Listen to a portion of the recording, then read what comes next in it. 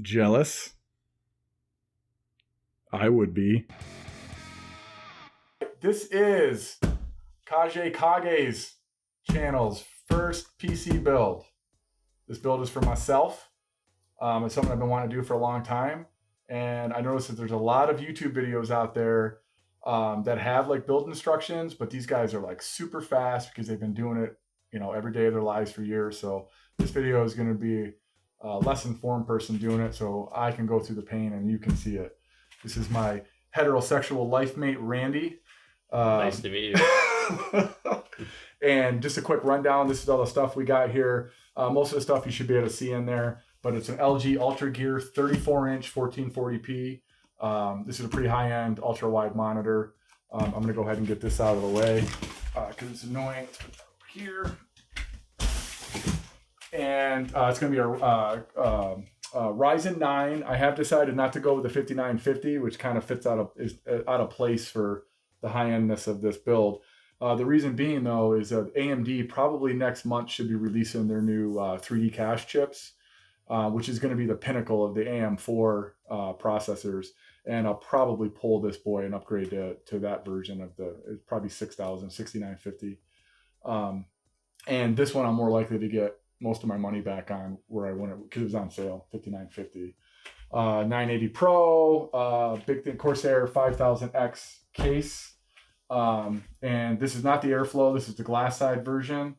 Reason I decided to go with this is it was only $5 more when everything was on sale. It comes with the 3 RGB fans, and even though the airflow is a little bit less, I'm not overclocking, so there's really no need for that. Bunch of other stuff here. Corsair additional fans, exhaust fan, Corsair H150i cooler. I did go with the Trident ZRGB DDR4. This is 3600. I was going to go with 4000. The price really wasn't worth it though, because the Infinity Fabric might not even be able to get me to there. And this is going to be more than enough for what I'm doing. So, and then the coup de grace, which is going to make everybody jealous. I got one of these bad boys, and I got it pretty close to MSRP. I might talk about that later in the videos, how I got it, or I might even just do a quick video to tell people how I got it, and hopefully it'll work for them.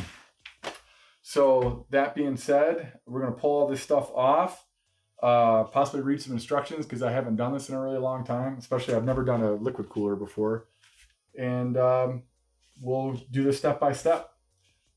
So let's get started. All right, yeah. Okay, so first thing you need before you do anything involving a build is some tools. Oh, that doesn't even show you anything. So I got the iFixit Pro toolkit, Pro Tech toolkit. You don't need this. You can literally just use probably screwdrivers and stuff you got laying around the house. I wanted a little bit more, so I got this, and I also support iFixit. I recommend you do too, because they are actually big advocates in the right to repair movement. So you can actually go to their website. You can download schematics on how to fix various things.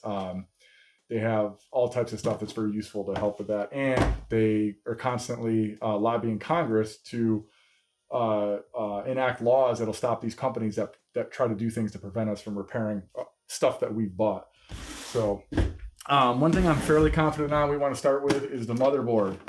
The only tool you're going to need on top of your toolkit, plastic knife. Greatest thing for opening tape with. So look at that. So I'm going to start with the motherboard. I'm not entirely sure what sequence of events we're going to do inside the case yet. If we're going to do fans, or if we're going to do the motherboard, or power supply, what we're going to do just yet.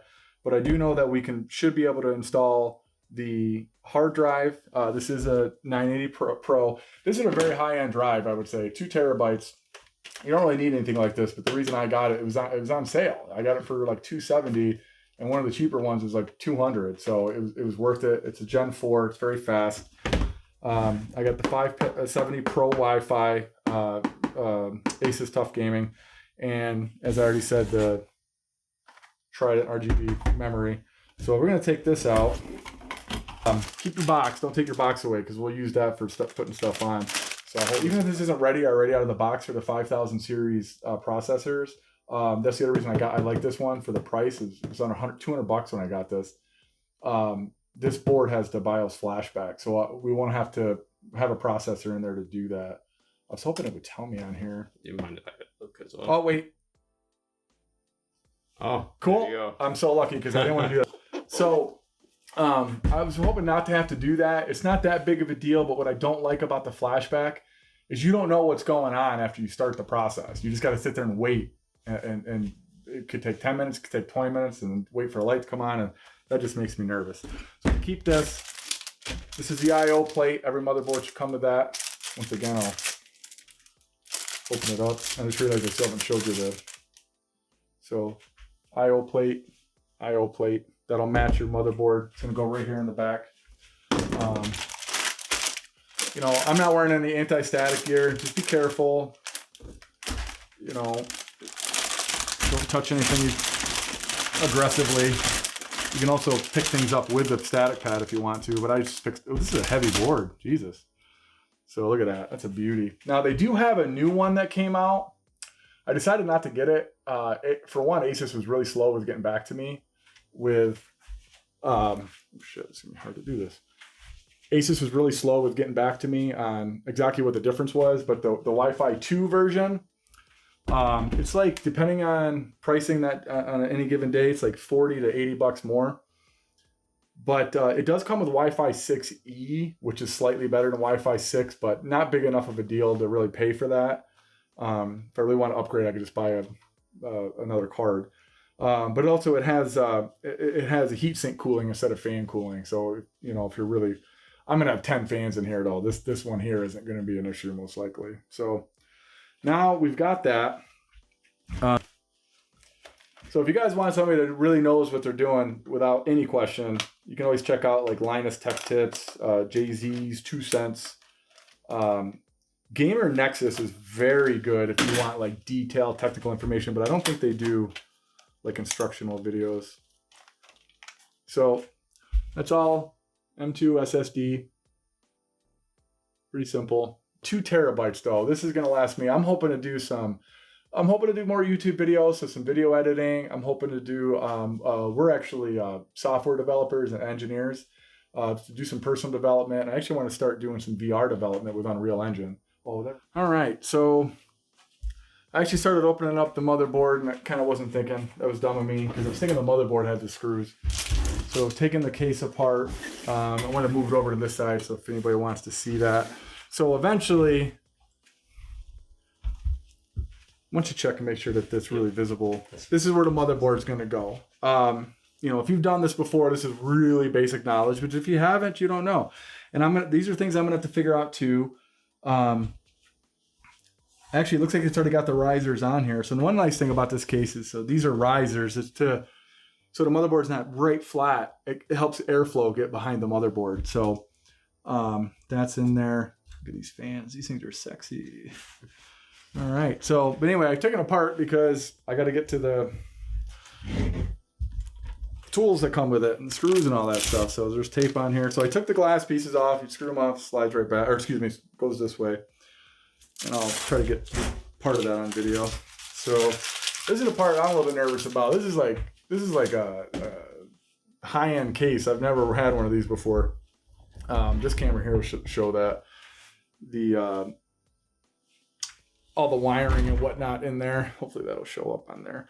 So for now, I do gotta turn this way so we can see it. We'll switch with it. All right, so if you don't do this whenever you get, you ain't human.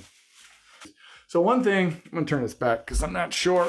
If you look, I don't get it, but they have these cases here for the other drives, and I don't know how that's going to work because you got to put the power supply here, but I don't use those kind of drives, so I guess it doesn't matter. But I'm going to go ahead and take that out. Matter of fact, all of this is going to come out, and honestly, this is my first time ever opening one of these. The only reason I knew about that is because I watched a video of somebody else doing a unboxing of this. So these are drive mounts too, right here actually. There we go. So see if that shows up. Yeah, this is for your traditional drives, but like for who uses those anymore? All right, so in the box, more straps for cable management. So, yeah, what I was just doing is where did I put it? This was in here. You could probably see it from the other side if I leave that in the edit. This is in here. Not really sure what its purpose is, but you know, I took that out because it's going to give us a lot more room down here. This can go in here, I guess, when we're done, just for appearances. They call this a power supply. What do they call it again? Optional power supply cover. I mean, the power supply is back here. I guess this whole thing is part of it, but kind of didn't make any sense to me. But so that looked pretty good. I'm gonna leave this out for now because I'm assuming I'm gonna need as much space in here as I can get. I got to take this off too because there's gonna be. So we got the fans that came with the case. Then we got 3 fans we're gonna put here, and one back here, and then the air cooler is gonna be up here. So I think what we need to do is I kind of try to jump ahead, but I think what we need to do, because the motherboard's not that bad. Once you see that, if you've never seen it, it's really easy. Memory, one thing we got to figure out, and it looks like it's color coded, so I'll talk about that later. For dual channel. We'll be right back. Unfortunately, that was a lie. I ended up recording a lot of video, and I didn't want to cut out too much because it ruins the point of you guys watching me go through the same trial and error you might go through. So I've decided to break the videos up, and part 2 should be coming soon. So far in this video, we had an overview of what the build parts are and what the overall process is going to be to build it. We spent some time on the motherboard, the SSD, RAM, and the case. In the next video, we will finally get the motherboard components installed, talk about the all-in-one liquid cooler, and start getting the case together. If you've stayed with me so far, it's truly appreciated. Any feedback, constructive criticism is always welcome, as is a like and subscribe. Thanks again, and see you in part 2.